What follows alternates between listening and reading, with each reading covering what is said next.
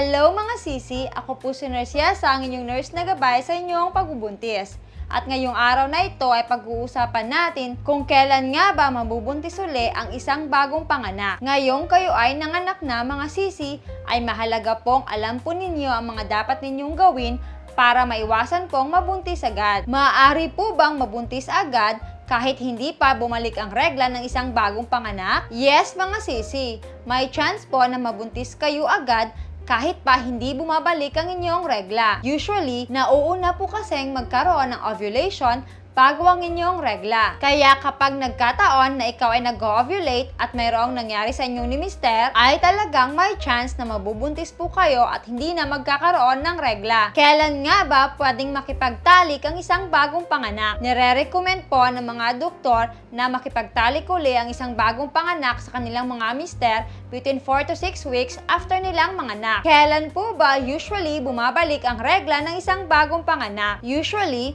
bumabalik po ang regla ng isang bagong panganak between 4 to 6 weeks kapag hindi po sila nagpa-breastfeeding. Pero meron din namang ibang mga babae na mas matagal pa doon ang pagbalik ng kanilang regla. Kapag kayo naman ay nagpapa-breastfeeding exclusively, maaari pong mas matagal ang pagbalik ng inyong regla. Minsan nga ay umaabot pa ito hanggang 18 months. Pero depende po ito sa bawat kababaihan. Totoo po bang hindi po mabubuntis kapag nagpa-breastfeeding ang isang bagong panganak? Yes! Effective po ang tinatawag na lactation amenorrhea method para maiwasang mabuntis agad ng isang bagong panganak. Ngunit meron po itong tatlong criteria para maging effective po ito sa inyo. Una, ay dapat ang inyong baby ay less than 6 months old. Pangalawa, ay dapat hindi pa bumalik ang inyong regular na regla. Pangatlo, ay dapat ikaw ay exclusively breastfeeding.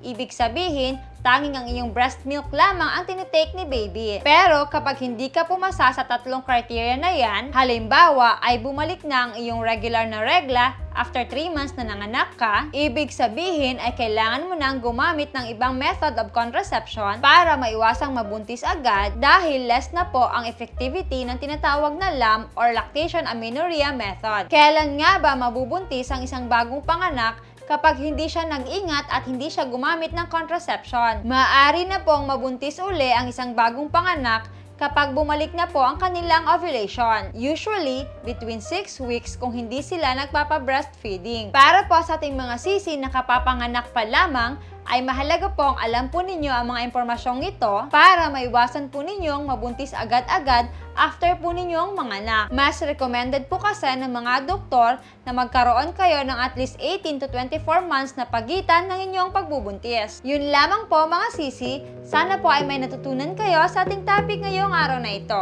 Stay safe and God bless!